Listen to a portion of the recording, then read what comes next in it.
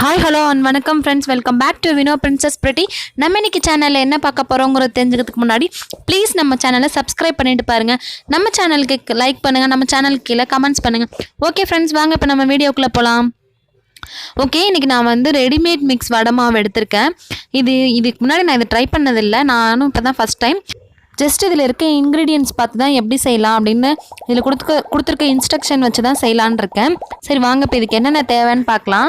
இதுக்கு வந்து இப்போ வந்து ஒரு 2 பெரிய வெங்காயம், கொஞ்சம் கருவேப்பிலை, கொஞ்சம் இஞ்சி துருவுனது எடுத்திருக்கேன். ஒரு பெரிய பச்சை மிளகாவை ரவுண்ட் ரவுண்டாக கட் பண்ணி வச்சுருக்கேன். உங்களுடைய காரத்துக்கு தகுந்த மாதிரி தான். கூட கொத்தமல்லி தழை எடுத்திருக்கேன். இப்போ இதெல்லாம் வச்சு எப்படி செய்யலாம், வடை எப்படி செய்யலாம் அப்படின்னு இதில் எப்படி போட்டிருக்காங்களோ அந்த மாதிரி நம்ம ஃபாலோ பண்ணி இப்போ வடை செய்யலாம். ஓகே வாங்க, இப்போ என்ன செய்யலான்னு பார்க்கலாம். இப்போ நம்ம வந்து ஒரு பவுல் எடுத்துக்கிட்டாச்சு. நம்மளுடைய மாவை கட் பண்ணி இதில் போட்டாச்சு. மாவு வந்து ஓகே, நல்லா இருக்குது, நல்லா வாசமாக நல்லா நைஸாக இருந்துச்சு.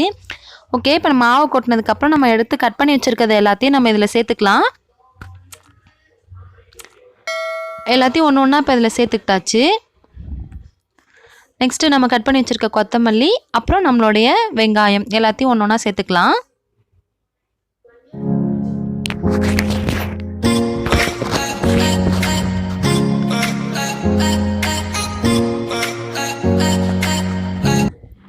அப்புறம் ஓகே, இப்போ நம்ம வந்து தண்ணி லைட்டாக விட்டு சேர்த்து பிசைய சொல்லியிருக்காங்க. பட் இதில் நமக்கு கொஞ்சம் வெங்காயமே கொஞ்சம் தண்ணி தண்ணி விடும்னு சொல்லுவாங்க.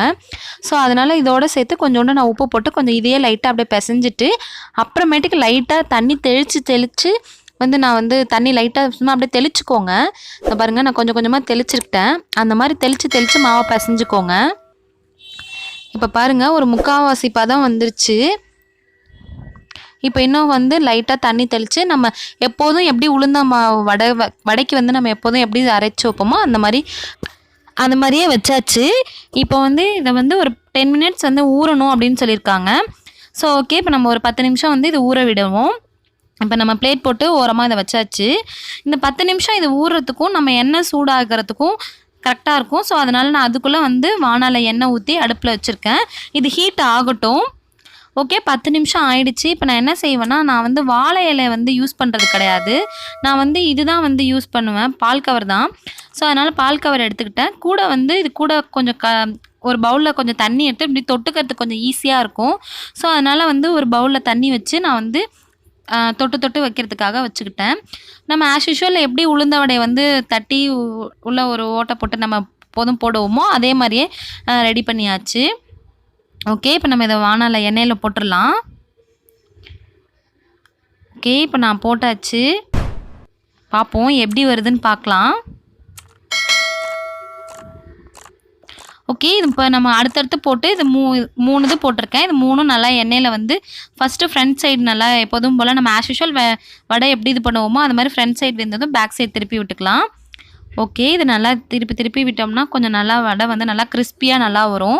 ஸோ அதுக்காக வேண்டி தான் நான் வந்து கொஞ்சம் நேரம் அடுப்பை வந்து சிம்மில் தான் வச்சுருக்கேன். சிம்மில் வச்சா தான் நல்லா உள்ளேயும் வேகும், கிறிஸ்பியாகவும் இருக்கும். ஸோ இதுக்குள்ளே அடுத்து நம்ம இது வேகட்டும். இதுக்குள்ளே அடுத்து நம்ம என்ன செய்யலாம்னா, இது கூட சைட் டிஷ் வந்து தேங்காய் சட்னி செய்யலாம். இது வந்து ஜீரகம் போட்டுக்குவேன். இது வந்து என்னோடய சீக்ரெட் இன்க்ரீடியன்ட்ஸ் கூட சொல்லலாம், ரொம்ப நல்லாயிருக்கும். இது கூட வந்து நான் 1 கப் அளவுக்கு பொட்டுக்கடலை எடுத்துக்கிட்டேன். கொஞ்சமாக ஒரு சின்ன பூண்டும் கொஞ்சம் ஒரு மீடியம் சைஸ்க்கு இஞ்சியும் ஒரு துண்டு எடுத்துக்கிட்டேன். ஆஸ் யூஷுவல் நம்ம எப்போதும் போல் சால்ட் எவ்வளோ தேவைப்படுதோ அந்த அளவுக்கு போட்டுக்கலாம். இப்போது பச்சை மிளகாவும் கட் பண்ணி போட்டதை எடுத்துக்கலாம். உங்களுடைய ஸ்பைசஸ்க்கு ஏற்ற அளவுக்கு தான். கூட தேங்காய் பூ போட்டு இது நல்லா வந்து எல்லாத்தையும் போட்டு அரைச்சிட்டு வரலாம். அதுக்குள்ளே நம்மளுடைய வடை ரெடி ஆகிடுச்சு. பாருங்கள், நம்மளுடைய மொறுவான மெதுவடை ரெடி ஆகிடுச்சு. இப்போ பாருங்கள், உடச்சி காமிக்கிறேன்.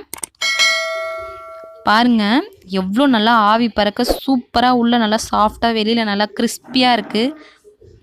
ஓகே, நம்மளோட தேங்காய் சட்னி ரெடி ஆகிடுச்சு. இது 2யும் வச்சு நம்ம இப்போ சாப்பிட வேண்டியதான். ஓகே ஃப்ரெண்ட்ஸ், இந்த ரெசிபியை நீங்களும் செஞ்சு பாருங்கள். இந்த ரெசிபி உங்களுக்கு பிடிச்சிருக்கும்னு நினைக்கிறேன். இந்த வீடியோஸ்க்கு கீழே லைக் பண்ணுங்கள், ஷேர் பண்ணுங்கள், கமெண்ட்ஸ் பண்ணுங்கள். ஓகே ஃப்ரெண்ட்ஸ், தேங்க்ஸ் ஃபார் வாட்சிங் மை சேனல். தேங்க்யூ. நெக்ஸ்ட் இன்னொரு வீடியோவில் பார்க்கலாம். See you. Bye bye.